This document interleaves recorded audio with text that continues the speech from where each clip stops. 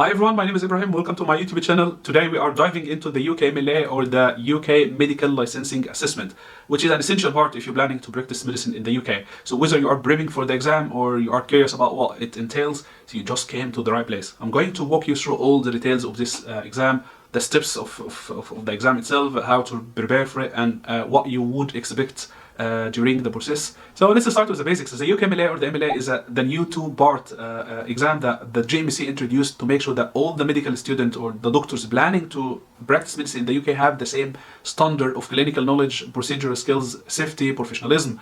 So whether you are a UK medical graduate or you are an international medical graduate, you will have to give this exam. So what is the structure of the UKMLA? As I mentioned, it is two-part exam. The first part is AKT or Applied Clinical Knowledge Test. For the UK medical graduates, it will be a part of their final year exam is a multiple choice question testing you on the general knowledge, like everything like medicine, surgery, pediatrics, OBG, psychiatry, public health, ethics. It will test you on everything, okay? And you might need to take some time to prepare for it, whether you have been preparing during the medical school itself or you just take a couple of months before the exam to get yourself ready for the exam.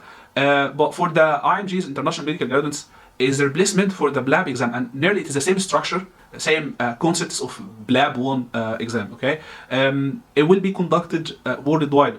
The same test center that used to give the BLAB 1 exam, it will be now changing to the AKT, okay? How to prepare for the AKT as an IMG? Again, is the same resources, the same way people used to use for the BLAB 1 will be the same for AKT. But I have to mention that before applying for the AKT, it will be again the same way before applying for the BLAB 1. So you will have to prove your English proficiency, whether through one of the approved English tests like the IELTS or the OET. But I would advise to take the OET. OET is an occupational English test. Okay, is an easy exam, not easy, but I would say it is easier than the IELTS itself. And a lot of people manage to pass this exam from the first attempts. Is because it is a clinical, it is occupation, so it is clinical assessment.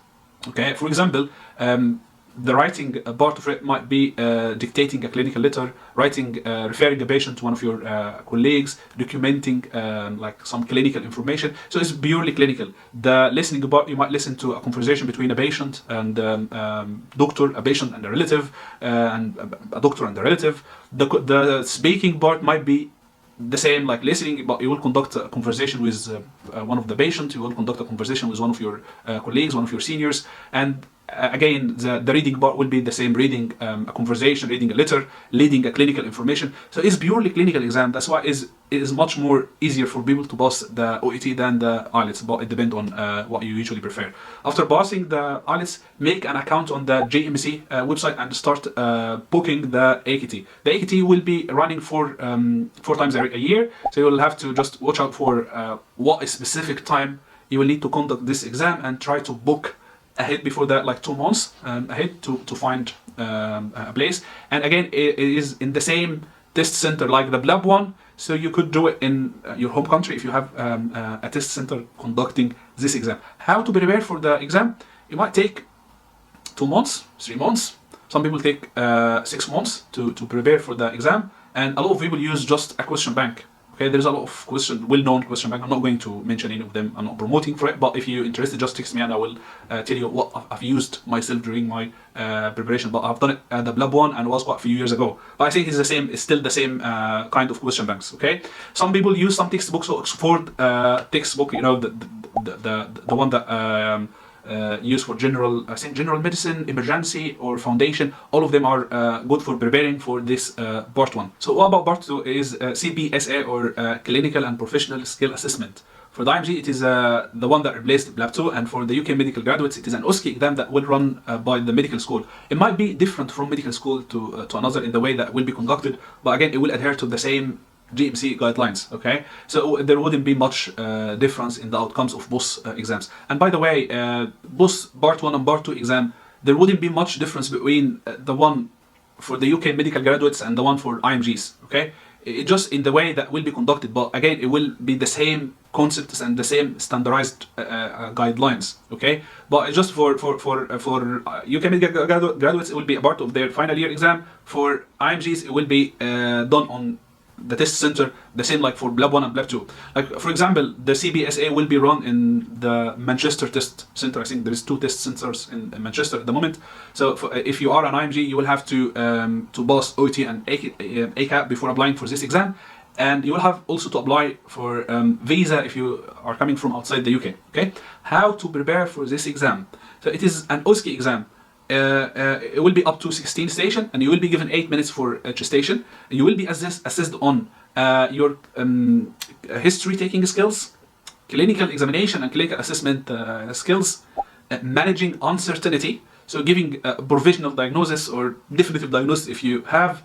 You might be assessed on your clinical procedure skills. You might be assessed in your ethical skills and your safe practice attitude. So you might be given some ethical situation like dealing with your colleagues, dealing with angry patient, dealing with a medical error, dealing with like some ethical situation in the NHS, and you would be expected to do this in the right way. Okay, and you might be asked also to do some procedures.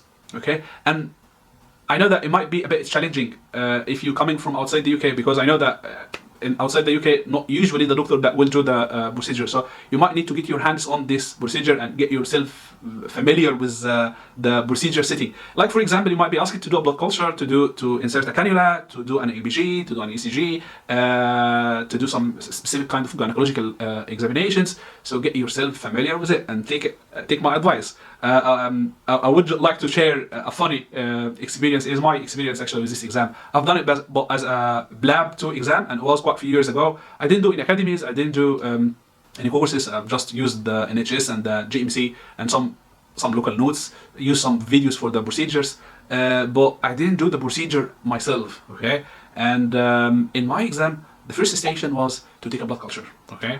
It was a bit funny, but I've tried to stay calm and tried to think about it in a very optimistic way. So I said to myself, see, this is the first station.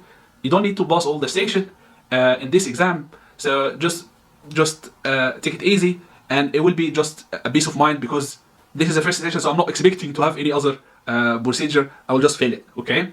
And I've done the procedure as I watched this in the video, and then I have two medicine station, and then my fourth station, it was another procedure to insert a cannula. Okay, I've tried again to stay calm, and I said, okay, again it's 16 station, and you have to only pass 9 or 10 station, so it's okay, do it, and it's fine. Okay, again after 3 station, I got another clinical another procedure to do, so I got 3 procedure in my exam. Okay, so it was a bit funny, but I managed to pass all these stations, by the way. But I wouldn't advise anyone to do what I've done. So try to get your hands on this procedure, or watch videos at least. Try to get yourself familiar with this setting. It's not your first time in the exam doing it. So this is really important. Whether you could do this through any academy or any or your local hospital, try to get your hands on this stuff. It's very important, and it is a well guaranteed station in this exam. Okay. Again, you don't need to pass all the station to pass the exam. Every exam will be different from another one, but usually the average number of stations that you have to pass the exam is about 9-10 stations, and also there is a passing score. Okay, so you have to get the passing score and the passing number of station as well. And for ACAT also, AKT, you don't need actually to get like a specific. It is a pass and fail. Let's make it easy. It is a pass and fail exam. So you just need to pass the exam. Okay, no matter what the score is, but you have to pass the exam. You have to pass the passing score of the exam. Okay, and again, it is different from exam to another. I think it's just would be depending on the number of people pass the exam at that time. They have a specific way in dealing with it. Okay, so now you finish the if you are an IMG, you finish the OET. You finished the ACAT, so AKT, I'm just AKT, and you finished the second exam, which is CBSA. You pass the exam. If you are a UK medical graduate, you will be ready to start your career. If you are an IMG, you just need to apply for the GMC registration to get the license to practice medicine in the UK. Okay, and it's a matter of few steps that will need you to provide some certain details about your medical schools, about some certificate about graduation, and you need to bear in mind at the time that you will apply for the GMC registration, your English test will need to be valid. Okay, whether you conducted the OET or IELTS, it need to be valid. For your knowledge, each English test have a validity. Okay, I think it's 2 years for OET. I think it was extended to 3 years at the time of COVID. I'm not sure actually if it's still 3 years or 2 years. You might need to double check this on their website. But you need to apply for the GMC registration within the time limit of the validity, okay, before it expires. If in case the English test expired, you might need to redo the English test again, okay, to prove your English proficiency. Okay, then now you got the full license to practice medicine in the UK. Is a time to apply for jobs. Okay, for your knowledge again, the UKMLA exam doesn't give you a degree. It's just licensing examinations. Okay, it just gives you the license to practice. Doesn't give you a degree. Doesn't give you like privilege to a certain specialty.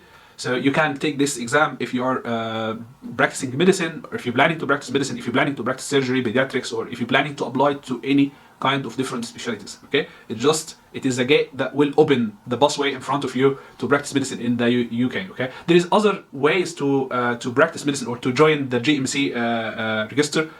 This is like a lot of different ways. I might just do some videos on it later on. Okay, but just after getting the full GMC license to practice in the UK, so you will apply for jobs, and there is two popular website that usually IMGs use is the NHS job website and the track website, and there is some agencies that you might need to use as well. Okay, try to build a portfolio.